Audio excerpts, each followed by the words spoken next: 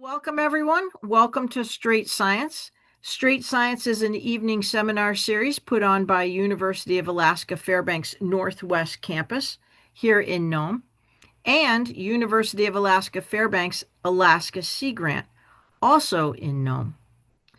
So tonight, oh, and Alaska Sea Grant and Northwest Campus, we are public servants of the Bering Strait region, which is the homeland and waters of the Inupiaq, St. Lawrence Island Yupik, and Central Yupik peoples. So tonight, we always are focused or try to focus on the Bering Strait region on straight science, and it doesn't get too much more straight Bering Strait than tonight's talk. We're all ears because tonight's speaker is Kelly Kapsar. She is a postdoctoral research associate with the Department of Fisheries and Wildlife at the Michigan State University. She is also on Central Time. So right now she is cracking 9:30 at night and she has had a long day, put her daughter to bed, and now she's ready to talk to all of us. So Kelly, we are really grateful that you're taking and making this kind of an effort to talk with us tonight. And tonight's topic is near and dear to all of us because if you've been living here over the last 30 years, the change in all aspects of the Bering Strait region has been phenomenal to witness. And one of the big ones, which is gaining more and more traction every year, is the industrial ship traffic that's passing. And it has lots of implications, challenges and opportunities. We'll say that right now. We'll hear more from you. We look forward to hearing. Kelly's going to talk to us about, she's been studying the ship traffic from 2015 to 2024, and she's going to let us know for ship traffic, the who, what, when, where, and why. And we really want to know. So with that, Kelly, take it away. We're so glad you're here. Welcome. Awesome. Thank you, Gay. Let me get started sharing my screen. All right. Can you see that okay?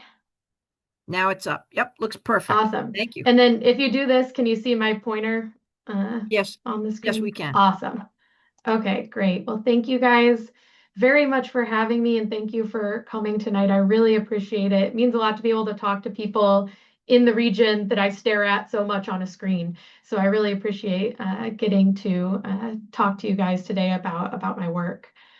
To get started with a little bit of background on myself, I grew up in St. Louis, Missouri, extremely landlocked, unless you count the Mississippi, which is a surprisingly major shipping corridor for the central United States. However, I got started working in Alaska after finishing undergraduate. I started working at the St. Louis Zoo, actually, which is another strange connection. But the St. Louis Zoo received a polar bear from Western Alaska.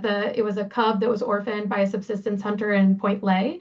And my mentor at the time was interested in forming a partnership and talking with communities about what their lives are like and whether they were interested in sharing that with people at the zoo. And so I got kind of involved in that and I got to come up here and we brought a bunch of stuff with us. I was an educator at the time, like elementary level educator with the zoo. And so we brought up ostrich eggs and emu feet and lion's paws. We couldn't bring up any live animals.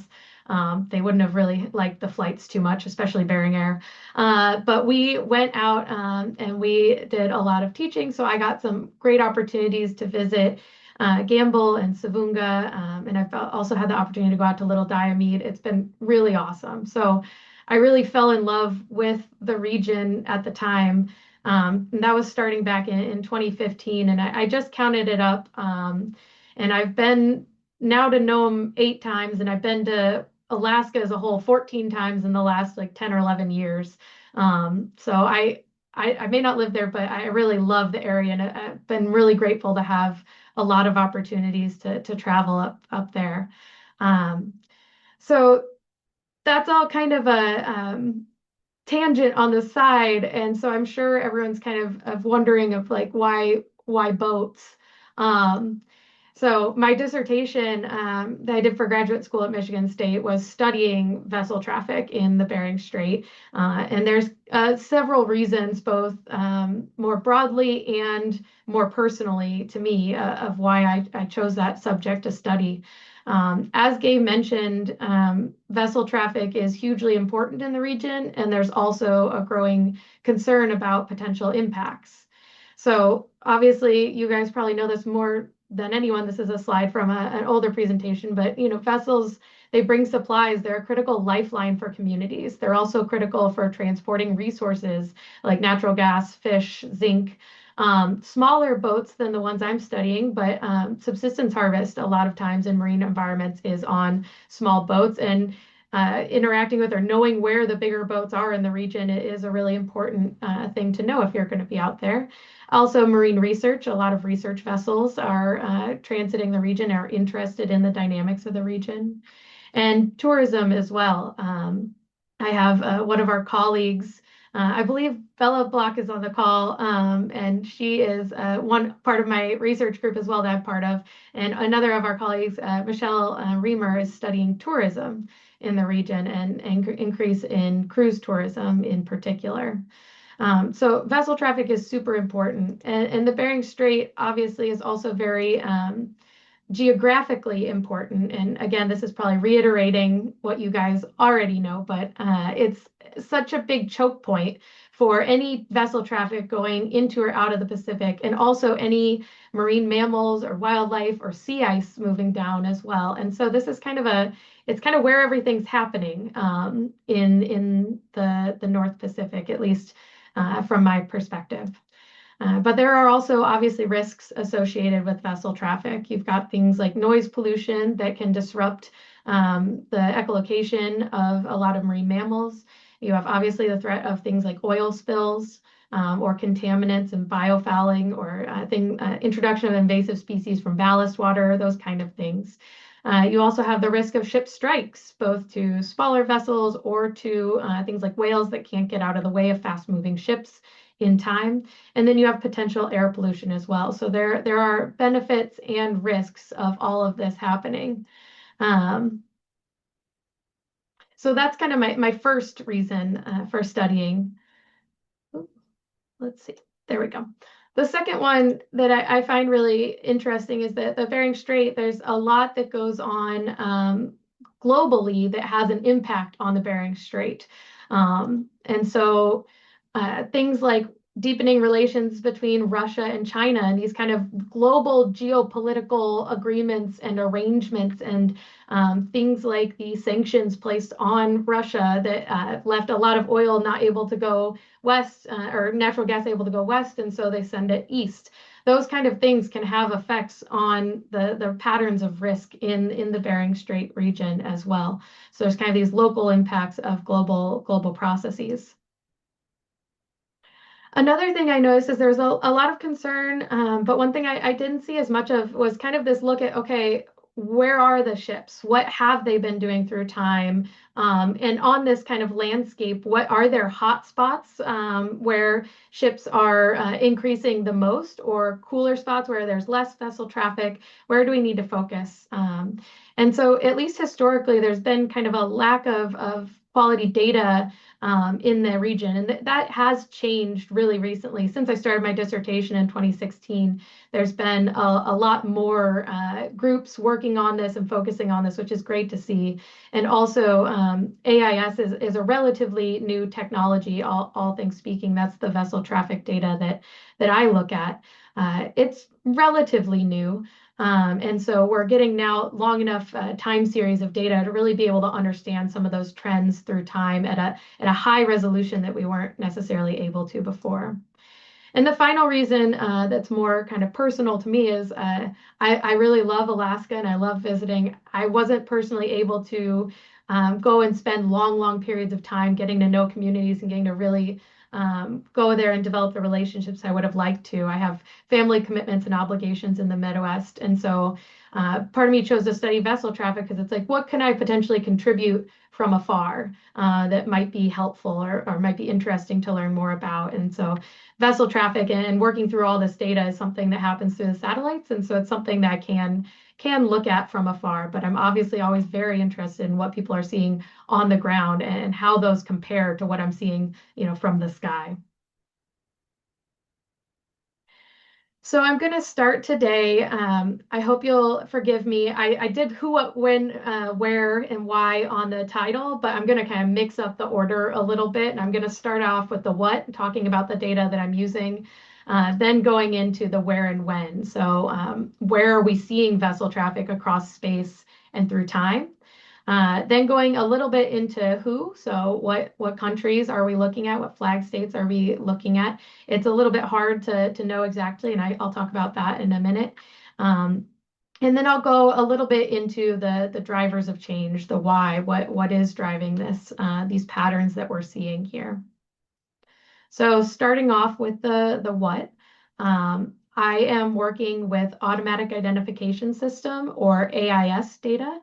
It is required internationally on all vessels over 300 gross tons and above that are engaged on international voyages and all passenger ships, irrespective of their size, to carry AIS.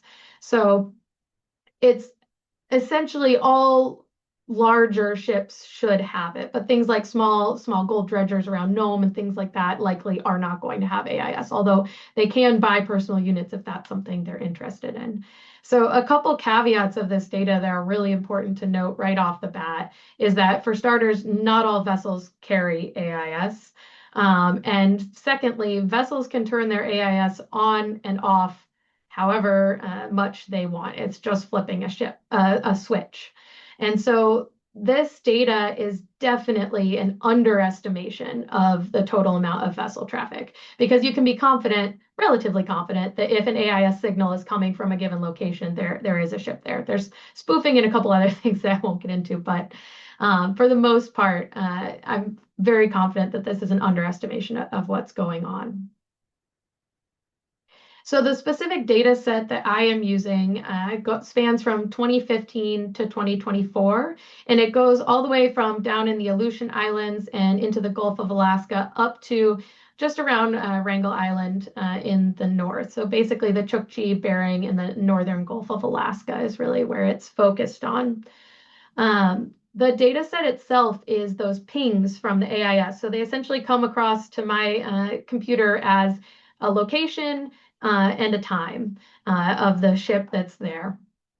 And so when I got the data, it was over 1 billion data points.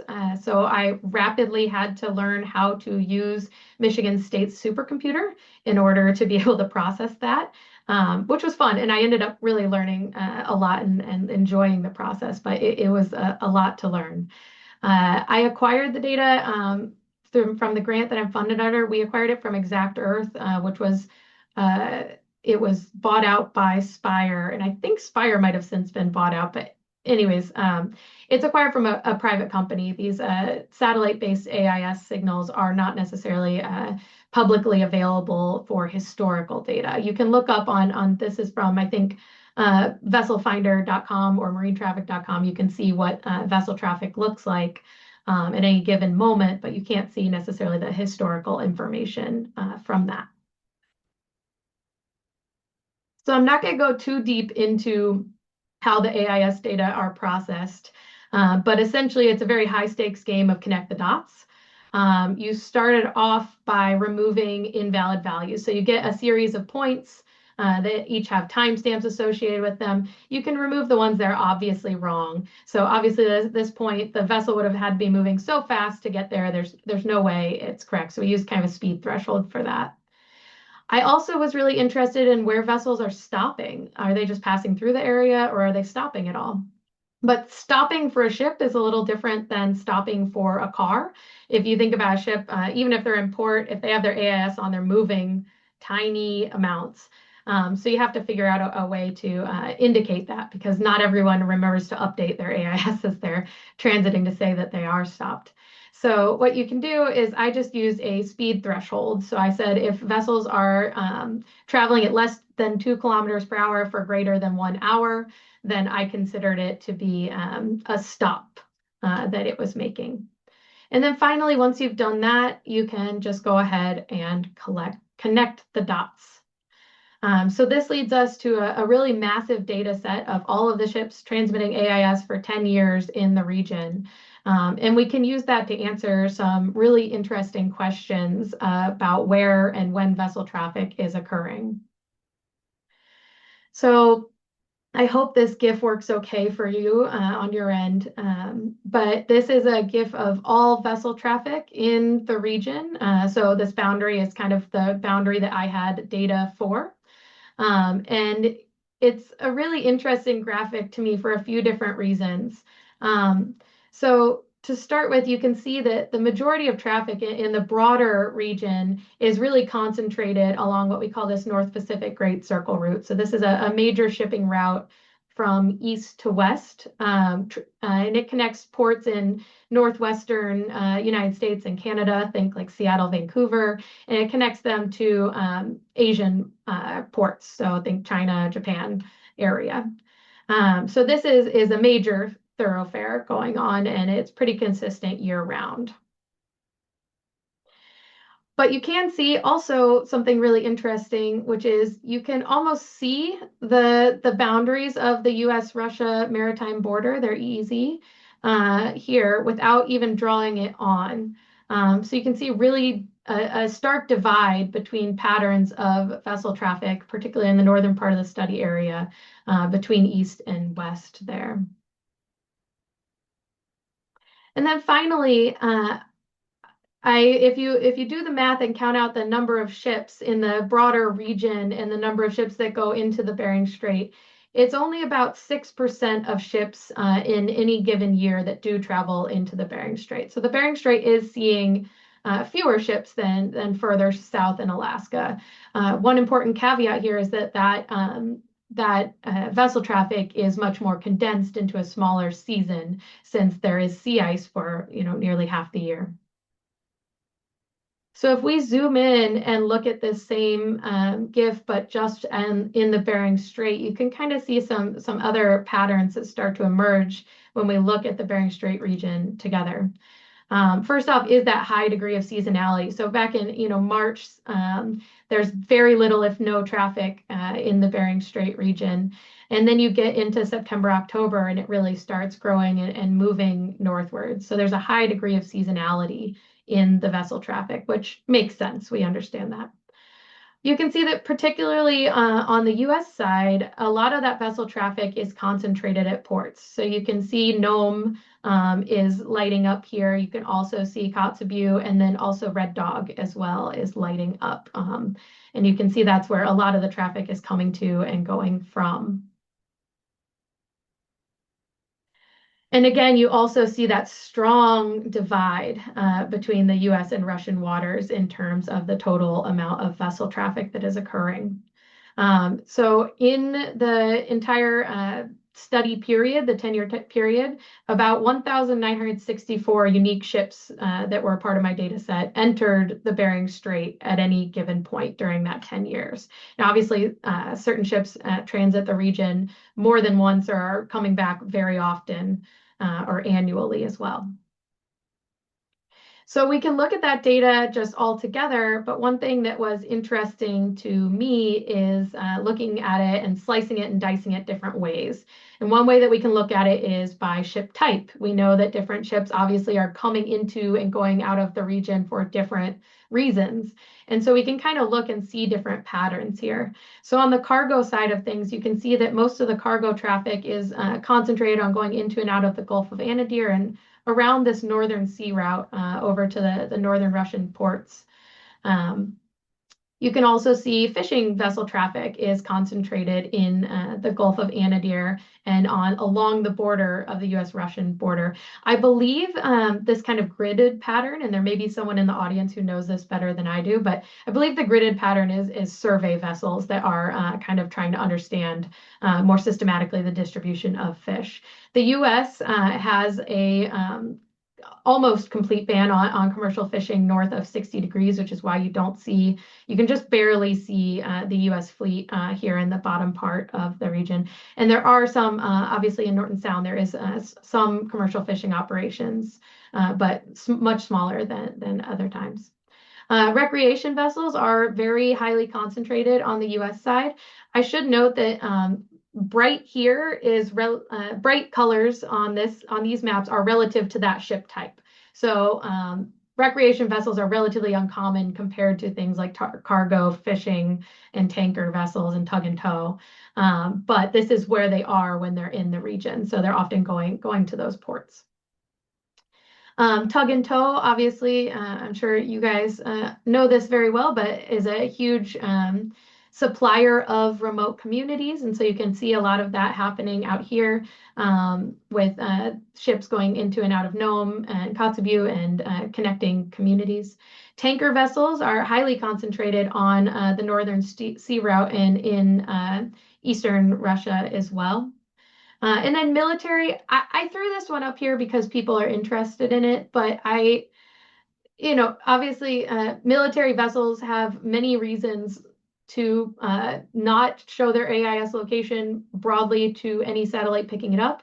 And so I don't know that this is an accurate representation of military presence in the region, but I did put it up there just to show that there are some military vessels that show up on the data in the data set. So this is kind of a look at vessel traffic through space, answering the kind of where.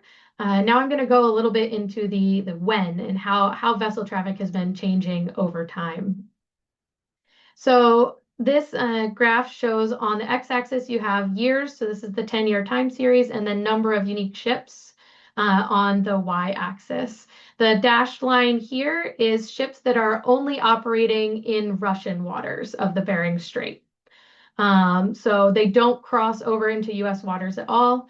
The solid black line is ships that are in US waters only. And then the dotted line here is ships that crossed into both while they were in the Bering Strait region. So overall, if you count it all up, the total number of unique ships increased by about 52% from 2015 to 2024. And that's the equivalent of about 22 additional ships each year visiting the region. So not enormous relative to a lot of other major thoroughfares, but definitely an increase in the region. But you can see that most of these increases in the number of ships are on the Russian side. That has increased dramatically from 160, 170 or so up to over 300 in recent years. So we can also look at these data by ship type as well. So this is, apologies, it's a bit of a confusing graph, but it's three separate graphs. This graph on the left is for US waters only. Russian waters only is in the middle, and then ships that transit into both are on the right-hand side. And so you can see some of those patterns that we notice spatially, you can kind of see through time too. So you can see that tug and tow traffic is the dominant vessel type on the US side. That makes sense. On the Russian side, we can really see there's a lot of cargo traffic and cargo vessels as well as fishing vessels are pretty dominant. Although if you notice, the number of tankers has increased from less than 25 up to closer to 50 in recent years. So that has been increasing as well. You can also see the cargo ships transiting both. I think most of these are associated with Red Dog Mine. Those ships pick up the zinc and then they transport it out west to Asian markets. So they go from the US into Russian waters as well. So this gives us an idea of the ship types and how they've changed through time. But one thing I was really curious about that this data didn't really show me is what are the ships actually doing in the region? So I can understand, ships maybe bringing vital supplies to communities, or they might just be, transferring a bunch of LNG back and forth without stopping and just passing through the Bering Strait region. And so I came up with a system to try and analyze ship movements and where ships are stopping to kind of help better understand the role that these ships are playing in the Bering Strait region. So I'm calling this the Pacific Arctic, and I realize that's kind of a liberal term in terms because I'm including the Gulf of Alaska as well. But this broader Pacific Arctic region is what I'm considering the region as a whole, and then we've got kind of local. I'm considering as part of the Bering Strait. So what I did when I connected all those connected the dots into lines for the vessels. I then classified each of those lines. So if a ship in a given year never left the Bering Strait region, I considered it to be a local ship. So I classified it as local. If a ship started or stopped in the Bering Strait, but left the region at some point, left the main Bering Strait study area, but they stayed within the broader region, I considered it to be a regional vessel. Vessels that entered and left the Pacific Arctic, but didn't stop at all. They went through the Bering Strait, but just passing through, were considered transient. And then international vessels are those that started or stopped in the Bering Strait region at some point and then left the Pacific Arctic region. So we can look at the same data, but sliced up differently. So now instead of looking at ship types, we're looking at the different roles that the ships are playing in the region. And it tells a slightly different story, not entirely different, but you can see that a lot of US ships are going into and out of the Pacific Arctic region. So they're coming into the Bering Strait from a long ways away and then leaving as well. You can see on the Russian side, it's dominated by these international and transient voyages. So the transient voyages are the ones that are just passing through, not stopping at all in the region, and international stops in the region, but leaves the Pacific Arctic as a whole. And then on the ships that pass through both, you can see there's kind of been an increase in transient in the last couple of years from 2023, 2024, but overall relatively stable. So that kind of just gives us a different way of looking at what ships are actually doing in the region and whether they're even stopping in the area at all. And overall, if you look at the data altogether, about 40% of ships in a given year that enter the Bering Strait don't stop at all at a known location in the region. So that gives us a bit of an idea of where and when vessel traffic is occurring through space and time. I want to talk a little bit because people are always curious about who is in the area. That is a little bit difficult to tell from the AIS data that I have access to and the ability to share that I have. There's not a ton of information that I've been able to find on ship ownership. But one piece of information that is conveyed in the AIS data that I use is the flag country that ships are flying. So it's important to note that many ships use what's called a flag of convenience. And so what that means is that's a ship that flies the flag of a country that does not match the country of the ship's owner. So technically speaking, there should be a quote genuine link between the flag that the ship is flying and the country of ownership, but that doesn't always happen. There are certain countries that have looser regulations on labor safety or lower taxes. I'm not 100% sure the incentive structure there. I just know that a lot of ships will do what's called flagging out. And so you'll notice here that if you take all of the ships in the Bering Strait region, this is the top 10 flag countries or flags that they were flying. And you'll notice Panama, Liberia, Marshall Islands. I would be willing to put a lot of money behind the fact that people are not actually from, Liberia. That ship is not owned by a Liberian company or something like that. But if you look at it, this is the top 10 flag states. It's in the number of unique ships flying that flag during the study period. And then I highlighted Panama, Liberia, and Marshall Islands. They are noted to be flags of convenience there. But you can see that the top two are Russia and the US, which would be expected um, of this area to see that. And then you also have a fair amount of Asia as well, and then a little bit of the Netherlands. I'm not 100% sure what's going on there. I'd be really curious to hear if anyone has any other thoughts on that. So that doesn't tell us a ton about ownership, but it gives us a little bit of idea that most of the ships are flying the US or Russian flag. So finally, I'm going to go a little bit into the why of it all. And this is a bit more of the speculative part of my talk. The data don't necessarily tell you exactly why something is happening, but we can look at the patterns that we see and kind of get a good idea of what's going on here, what might be contributing to the changes that we're seeing. One of the big drivers of vessel traffic in the Bering Strait region is global geopolitical factors and things that are going on. So this is a more recent than my data, but there's been increasing ties and agreements between Russian state-owned companies and Chinese government for fostering collaboration on the Northern Sea Route for both. I've seen both container shipping as well as LNG and things like that. So global geopolitics definitely plays a big role in the amount of ships that are going through the Bering Strait region, particularly those that are going, in those transient vessels that are just passing through an innocent passage. Next, you have regional or national resource development projects. So I mentioned the Red Dog Mine.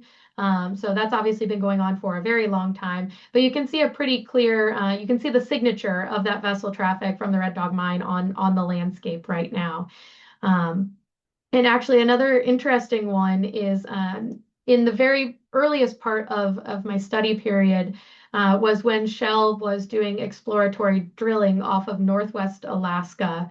And they had a lot of, support vessels and things associated with that exploratory drilling that were then, they stopped that in 2015 and were kind of demobilizing in that year. And so if you look at the vessel traffic that's just on the US side, you can see, a pretty substantial drop of 30 or 40 fewer vessels between 2015 and 2016. And I think, I'm not 100% positive, but I think a lot of that can be attributed to that demobilizing. So the traffic was there and it was leaving the region and it was gone by 2016. So you can start to explain some of the trends in traffic. I can't explain every blip in the data, but you can start to see some patterns that are changing.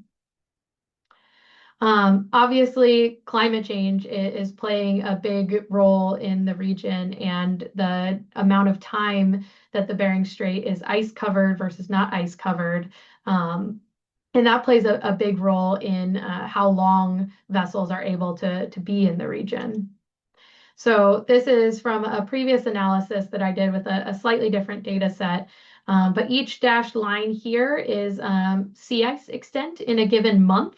And then as the colors go from yellow to purple, that's becoming more recent. So you can see, decreases in sea ice extent in particular years, but you can see kind of the relatively consistent form up and then a rather inconsistent breakup time in the spring. So you can kind of pair that by looking at vessel traffic that's occurring as well. And you can really start to see that obviously as the sea ice is coming in, vessels are leaving and they're not transiting nearly as much. But you can also start to see that even in years with better ice cover, there can still be higher amounts of vessel traffic as well, which says to me at least that it's not just the ice that's a factor. There are far, far, far fewer ships when there is strong ice in the region, but there's a lot of other things that motivate it. If there's if it is economically viable to take the ships through the region, people will find a way to get through. Finally, I think another thing that is occurring, particularly on the Russian side with the fishing vessel traffic, is potential fisheries range shifts going on. And I think I am not a fisheries expert, so I would love to hear from other people in the region. But what I have kind of seen is the northward movement of the Russian fishing fleet into the Gulf of Anadyr, and even in recent years, in the 2023, 2024 times, you can start to see them moving even north of the Bering Strait with that Russian fishing fleet. And I did a little bit of looking into it. This is a great overview paper by Stafford et al. From 2022, but it's showing kind of a broad, how the walleye pollock uh, fishery is moving northward and north of the Bering Strait. And so I think some of that change that's occurring is due to those fisheries range shifts as well. So that's kind of the major components of what I have to say. I guess my kind of big conclusion are that the Bering Strait, I think there's an opportunity here because the Bering Strait is not seeing massive amounts of traffic at this point. It's still a relatively small fraction of the total vessel traffic in the Pacific Arctic. That doesn't make it any less impactful, obviously, in the region. But I think there's an opportunity. And the number of ships is increasing. And so those increases are particularly concentrated on the Russian side in those fishing vessels and the cargo vessels, as we saw, and in those transient ships that are just passing through. Um, and the drivers of this change really appear to be both kind of geopolitical, so there's kind of a social dimension of it, and ecological as well. We've kind of got the intersection of climate, ecology, global geopolitics, and local communities as well, obviously are at the center of all of this. And there has been some really great work going forward.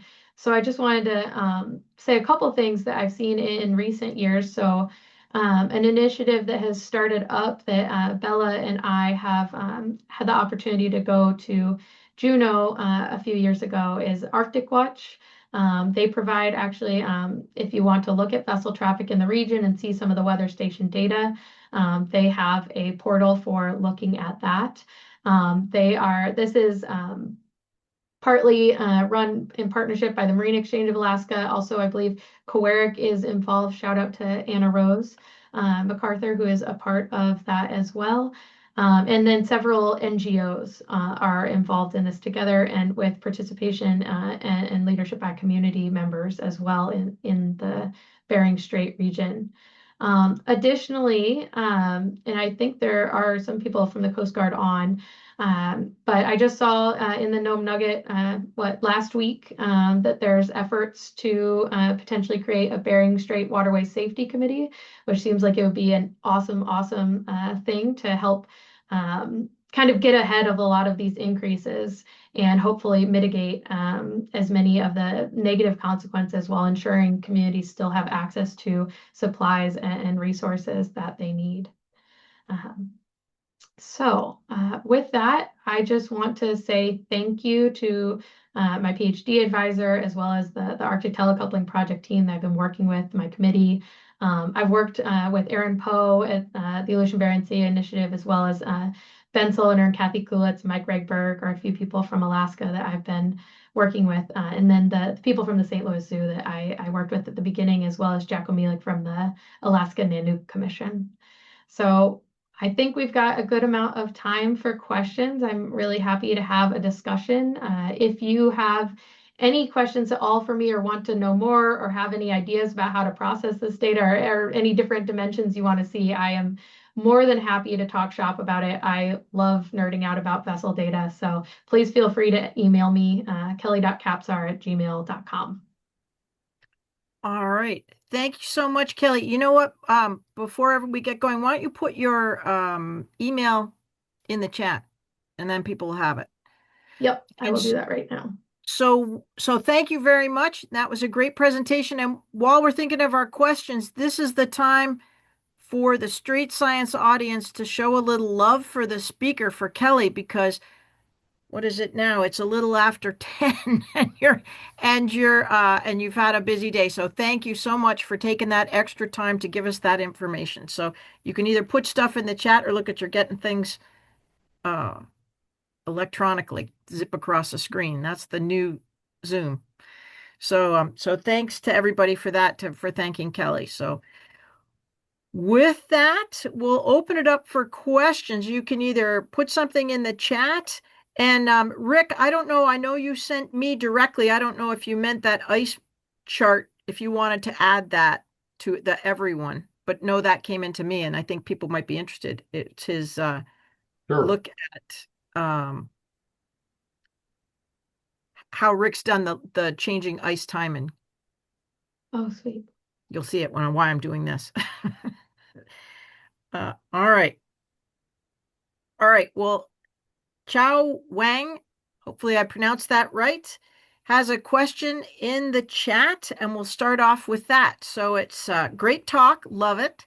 Regarding the increased shipping traffic between the US and Russia, do we have data on which direction sees a higher volume of ships?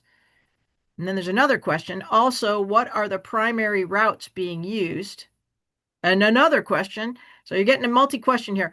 Are they mostly navigating through the Northwest Passage, crossing the Bering Strait from the Pacific, or following other geographical patterns? Okay, There's a lot I'm in gonna there. make sure I understand that correctly. So, um, the increased shipping traffic is mostly concentrated in Russian waters exclusively. There was a small increase in ships that cross, U.S. into Russia and back and forth, but not as nearly as notable as the increase on the Russian side.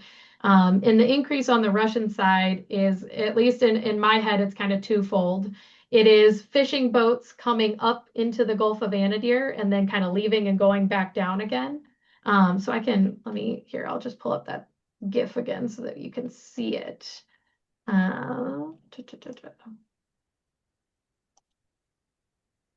Here, sorry.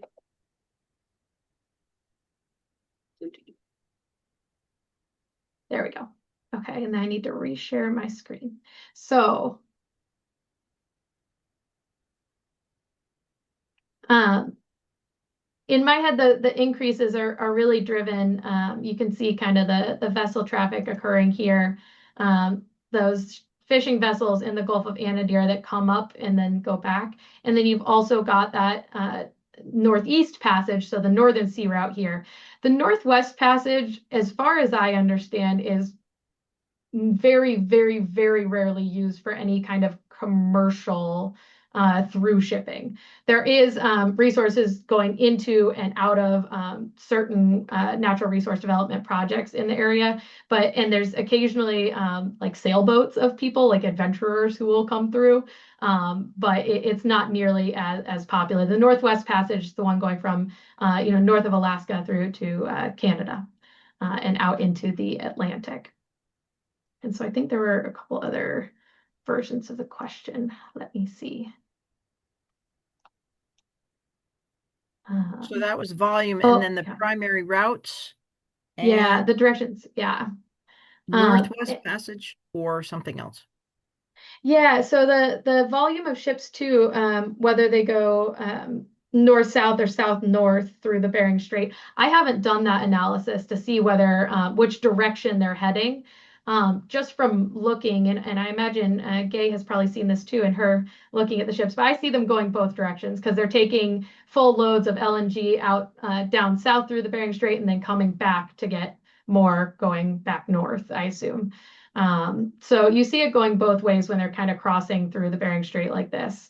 Those fishing vessels a lot of times are just coming up and leaving down. On the US side, I think it's really dependent on where they're going into or out of a port. So, and then Yeah, I think mainly the geographical patterns are going to and from ports, following the fish, or transiting through on the Northern Sea route. Is what I would say are the primary routes that are being followed. All right. Well, thank you for that. And Little Blue has a question. Have you thought about connecting with folks recording underwater sound during your AIS tracking period to correlate the seasonal soundscape associated with the various vessel types? Types. Yeah, and Gay, if I could, Little Blue actually is me, Kelly Sue Oh, Moore. okay. Hi, Yeah. Sue. Hey, yeah, nice presentation. I also put that Thank in you. there. I don't know if you saw that, Gay, but anyway, um, nice presentation, Kelly. Both from my science and my commission perspective, wondering about underwater sound. I'm really impressed with your seasonal signal in the AIS tracking, as well as your ability to discriminate between types of ships, and can't help but think about underwater sound associated with all of that traffic. And knowing that there are underwater recorders that have been out there during your same sampling period, I'm just wondering if you've thought about maybe connecting with the underwater acoustic researchers. I think it might bear looking at and perhaps seeking out some funding if that is necessary. That's it. Yeah, no, thank you. That's something I think would be really fascinating. There's a ton of different factors. I think another person in another dimension we'd probably need to add to this would be a like physical oceanographer who understands the impacts of like salinity and sea ice concentration on the propagation of sound. I know that that plays an important role, and also how deep the water is as well. It plays a role in how the sound comes off of ships. And I assume also it has to do with the construction of the ship. I know there are some efforts underway to help create standards to make ships quieter, based on different things that are beyond my engineering expertise. Um, but I think that would be really fascinating to try and correlate to, especially during if there are concurrent uh, sound monitors and with the AIS data. I think there's a lot we could do with these data. This was really just kind of exploratory, scraping the surface. So I would love to add it more to the ecological impact side of things. I think that would be a really interesting application. Yeah, thank you. Oh, thank you. And, and just so everyone knows, Sue Moore, she is one of the three commissioners for the United States Marine Mammal Commission, which is their own branch of the government. So thank you, Sue, for joining always. Um, all right, I've got a couple questions and thoughts. So I'm kind of a geek. I like to look at the ships as they go by because it's been an amazing story as you live here. And one of the things that for comments, so one of the things when you said the ship traffic went up 52%, but it's only 22 ships per year, but for our risk value as they're going through the strait in the weather we have with the on the US side here in the Bering Strait region, we do not have the National Weather Service. Their office has been closed to us recently. It's gone. And for our infrastructure, in the event that there is a difficulty, adding 22 industrial ships going through the Bering Strait region when we now have these ex-typhoons like Merbach, like Halong, that we've seen in the last couple of years. I mean, really tremendous 942 millibar, just huge, huge weather events. Know that adding 22 industrial ships is of big concern, I would imagine, on both sides, for residents on both sides of the border. Um, Both Definitely. sides of the Yeah, Bering no. Strait, I should say. Chukotkin Yeah, local residents, regional residents of the Bering Strait, and U.S. regional residents of the Bering Strait. These are really, because everyone is very connected to the maritime world for food, transportation, blah, blah, blah. It is sobering topic to hear about that, which made me think one of the things, if you'd like to, think about, not that you need more work, but one of the things that AIS data will give you is just overall ship size and overall ship Mhm. speed. And Mhm. I would love to see it broken down by ship size when we're talking about increase, times of year, that kind of thing, and ship speed as they're going through the strait. So the Christophe de Margerie, which is one of those 1,000-foot Arc Mhm. 7 ice-capable liquid natural gas carriers bringing from the Gulf of Aden down to China and back again, right? And so Mhm. they just had that, and it was doing like 19 knots northbound through the strait. Now it has the current with it in that case, Mhm. but even so, southbound and northbound, we'll see you can actually see it too if you're at uh, on the islands on the US Mhm. side.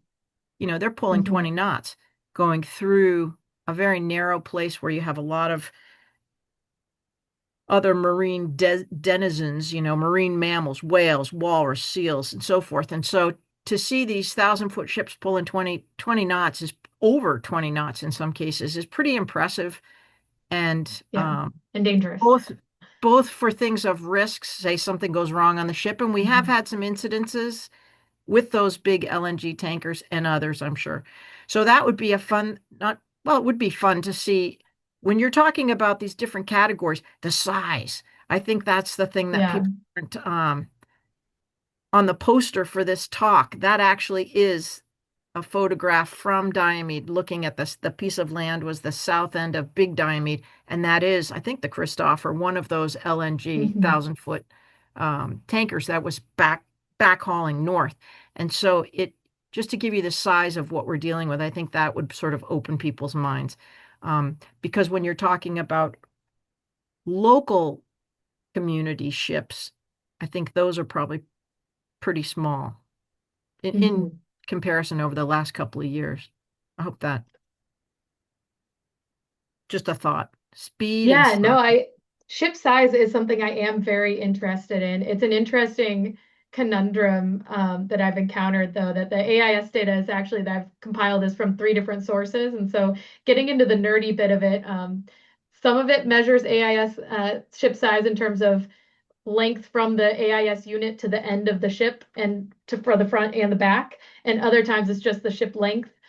So there's a couple different things in the kind of the metadata realm that have prevented me from doing that, but it's something I think it's definitely in the more recent ships I have more access to that information, and so I could do that. It's a little more If it's processed. helpful, if it's helpful, you can look up the ship itself. Once you have the name Yeah. and that, Yes. you could use that as a standard, I think, overall length. Yeah. Just an idea. Yeah, no, I think that'd be really interesting to compare ship size too between the US and Russia. And are there bigger ships going either on either side or either way, and by ship type as well. How big are these fishing vessels relative to? We know obviously the LNG tankers are like impressively enormous. Um, so yeah, and they pose obviously very different risks in terms of noise, in terms of the amount of fuel they're carrying just to power the ship, even if they're, not carrying oil as oil tankers, but um, that still has a lot of fuel to power them through the Northern Sea route. So, And the effects on the ice. So that's a yes. concern locally here is what does an icebreaker do? That's an icebreaker. What does commerce vessels do that are breaking ice? And so we get on a regular basis. So depending on the way Mhm. the wind and the current is, you may be opening up unnaturally a lead. And how does that impact something like a polar bear or, animals that might get trapped if the ice closes behind? Or if the winds and currents are the other way, you're creating a ridge where you've broken it and it's going to slam and Mhm. and jam up. And then what's going on with that? What are the impacts to either one of those scenarios?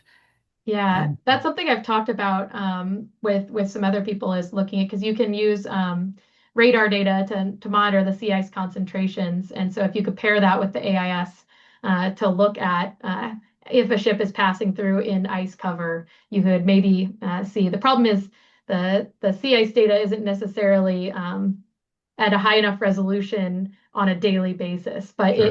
it might be getting there in recent years. So we're getting to the point where getting the information at a time scale that would be potentially meaningful to be able to evaluate that.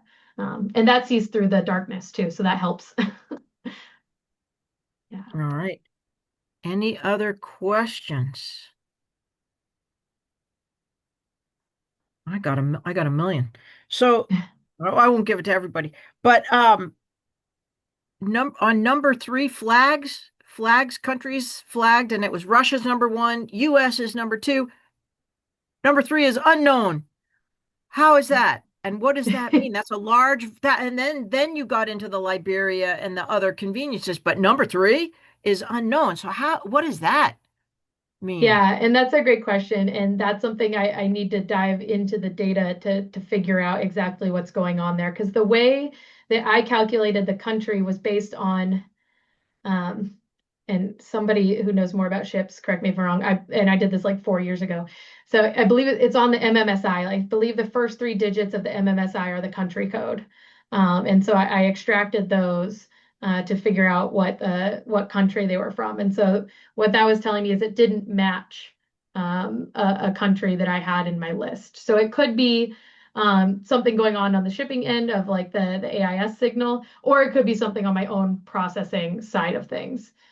Okay, sweet. So Commander Joe Anthony says that MMSI identification is correct in most cases. So it could just be an invalid code put in, Bro. or my list was incomplete when I made the list of codes to countries.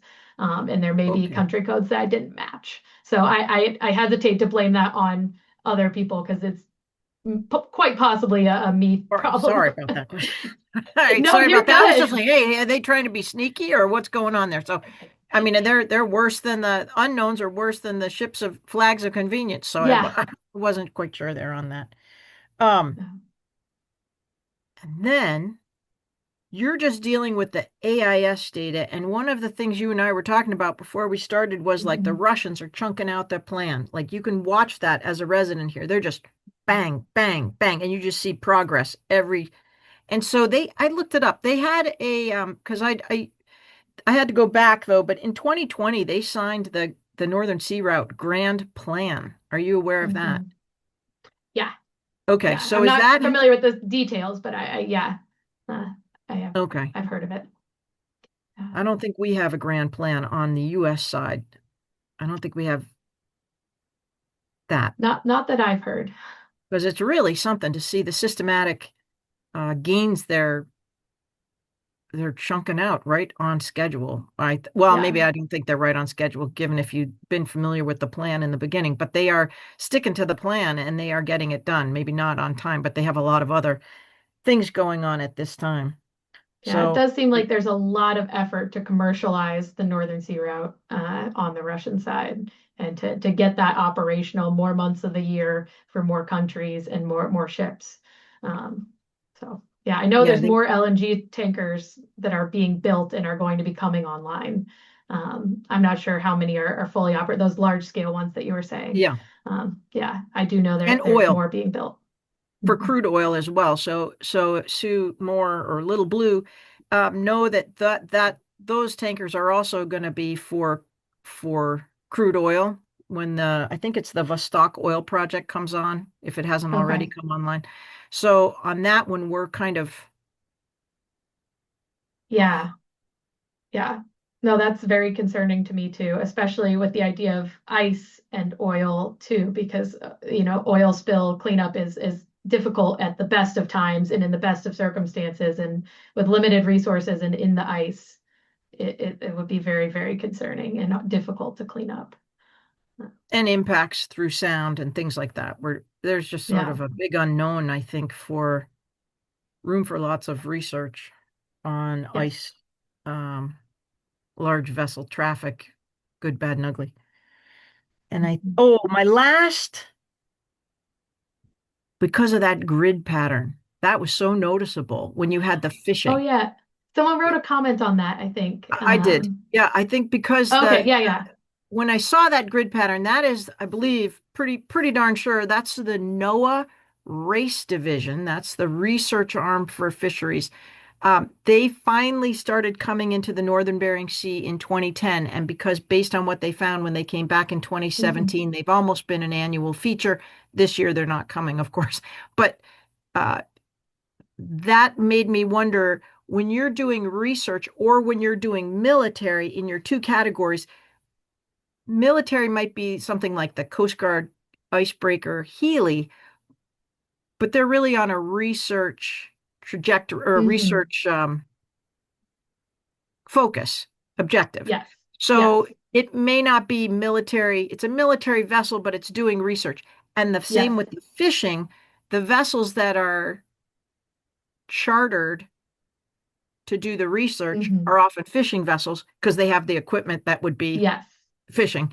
So is there a way to, because I think research, what's gone on Hmm. in research as far as increase in that would be a really interesting category, research, scientific Definitely. research. Is Yeah. that, And oh, sorry, go ahead. no, no, is that something doable? I think it's doable. Unfortunately, we have run out of Yeah, manpower, grant money, and time at the moment to do it. yeah, yeah, Because I think what it would take, so one of the things Bella actually did as part of her master's was she'd coded all of the destinations. So that data is really messy in the AIS data where they put in where they're going as a destination. She coded that all out to make it actually, a place that we understand. I think with the vessel types, you would probably have to go in manually and get that list of, 1900 vessels and find the ones that are research. And you'd have to do some looking into them to see whether they are research. It might be particularly tricky with like fishing vessels that get chartered for research because certain times they may be operating as a fishing vessel and certain times research based. But something like the Healy that is more research focused, you could probably pull out and pull out those track lines and take a look at that. Um, but I think it would take some manual matching, I guess, is the what I would say on that.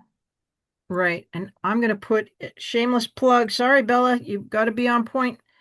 There is Bella Block did a straight science, and if you're interested in to hear what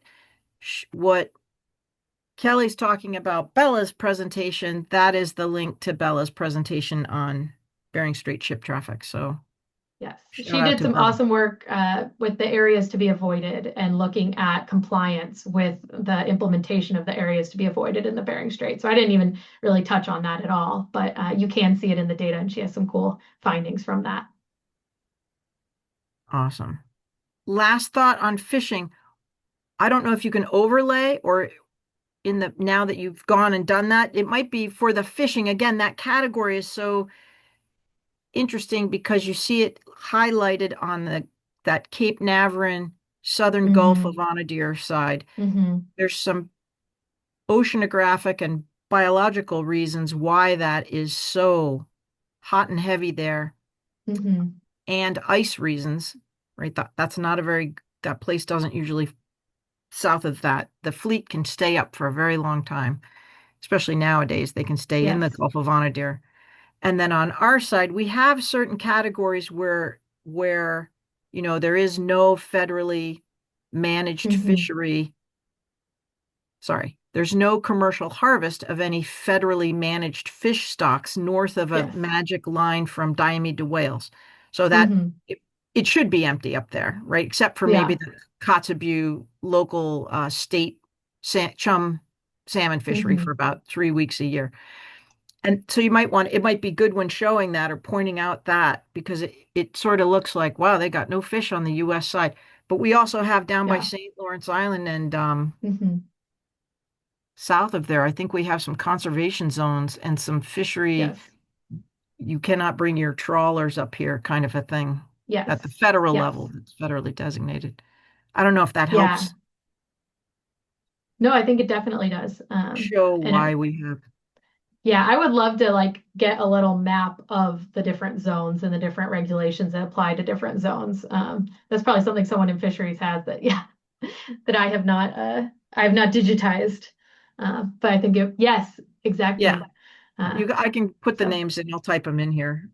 that would be great. Yeah, and Yeah, then you can thank take it you. from there. Very All cool. right. I think it'll be a cool overlay. Yeah. Any other questions? We really thank you, Kelly. Um, and this is North Pacific Fisheries Management Council. That's the acronym. So that's Cool. one of the, and then the other is the SLI stands for St. Lawrence Island. And I think these are still in effect. And this is also established by the North Pacific Fisheries Management Council. Those are the names. Awesome. St. Lawrence Island Habit, just quickly type St. Lawrence Island Habitat Conservation Area and the Northern Bering Sea Research Area. Both of those are still in effect, I believe, as well as that there shall be no commercial fishing of federally managed fish Mhm. stocks north of in federal waters, north of Diomede to Wales on the U.S. side. And as you Mhm. had mentioned, the Russian fishery now goes all the way up into the central Chukchi on an annual Mhm. basis and up alongside the Mhm. northern Chukotka Peninsula, sort of that northwest. And it looks like they're Yep. trawling, which is shocking when you think of the shallowness of that water and its renown as a place of bowhead and walrus feeding, as well as Yes, many, many other definitely. marine mammals. So, Definitely. Yeah. Well, thank you. I've copied those names and I'll look into those more as well. yeah. Thank you. All Thank right. you for Well, having me. yeah, I love it. Talking about ships in the Bering Strait region, that is something we're all keen on. And we're watching it unfold in every day. It's Yes. quite something. Any other questions for Kelly? Thank you again so much. If you could stay on for 1 second after everyone leaves, next week's Straight Science will be on a Friday. We're trying every other day but Thursday, these next two.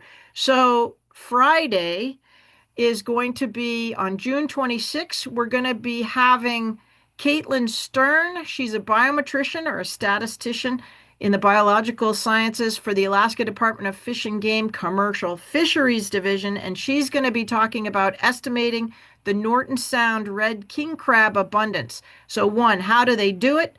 Two, what have they found?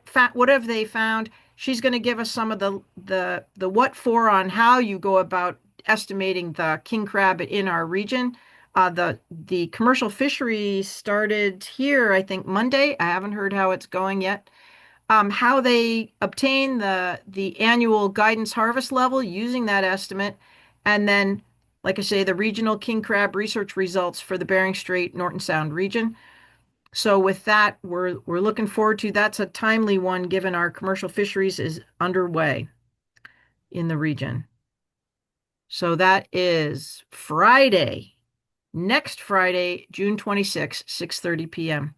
So with that, and for those of you in Nome, that's going to be also not only Zoom, but she's going to be here in Nome, and so we'll be having it here on campus in the Northwest Campus main building as well as on Zoom. So with that, Kelly, we thank you again so much, and we thank everyone that's tuned in to have a listen.